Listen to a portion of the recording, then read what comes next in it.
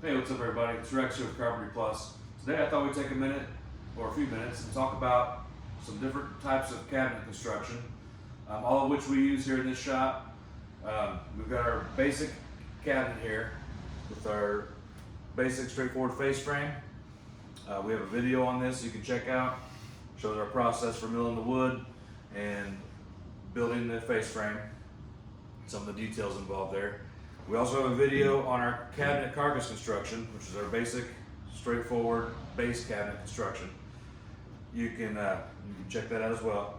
But today I want to talk about how we go about doing an island or a peninsula where we want to have finished end panels and back panels, and how we go about doing that, because it's a little bit different. One style is similar to this, the other style is completely different for a couple different looks, and we thought we'd share that with you. Okay, I'm going to start here with this cabinet. So this would be a peninsula that we're building for a small basement bar.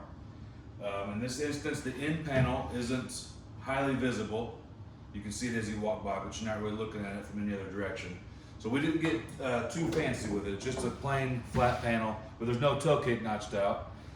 The rest of this cabinet construction is our basic cabinet construction. So we've got our basic face frame, just like the other cabinet. Our side panels are the same, our bottoms are the same. This one's got some dividers because it's so long. So where it starts to get different is in the back. So instead of having individual stretchers going across to tie it all together, we've got one solid piece of 3/4 inch plywood to create our back. And that's secured into the sides and then secured in through the back into these panels. Now from there, we've built a larger panel, a larger frame panel, out of 1x4 and 1x6 stock, and basically just attach it to the back by screwing in through the inside. So this dresses up, the back side of this peninsula where people will be sitting, and you'll be able to see from the rest of the room. So this is I guess the first variation I wanted to show you. I'll give you some close-ups.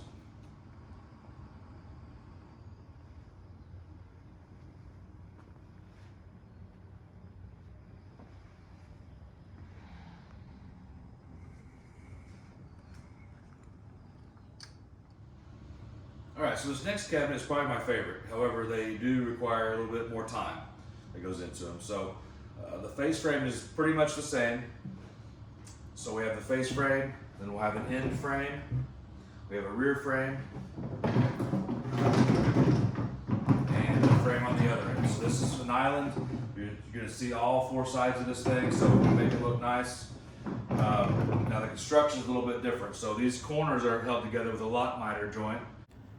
And here's a close-up shot of a lock miter joint for those that may not be aware. It's a great way to add strength, and it aids in the alignment when assembling the work pieces. We just did a video on this, so you can check that out to learn more about that. So the corners are held together, so we build the frame first. So we will have a skeleton of a frame. Here's a photo of the skeleton of the island in the video before we installed the plywood panels.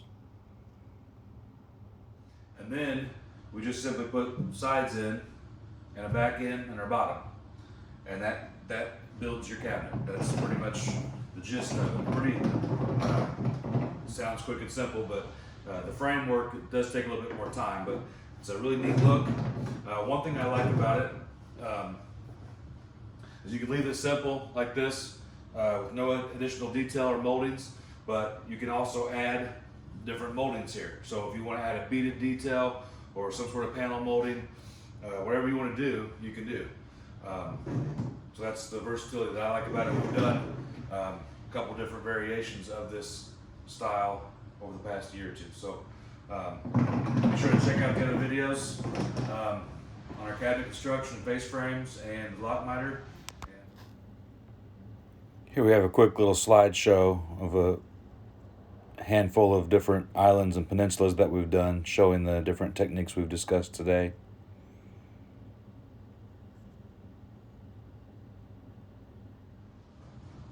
Okay, so that pretty much wraps it up. That's just a little explanation on some basic cabinet construction and a couple different variations that we use often here in the shop. Thank you for watching, and I hope you found it useful.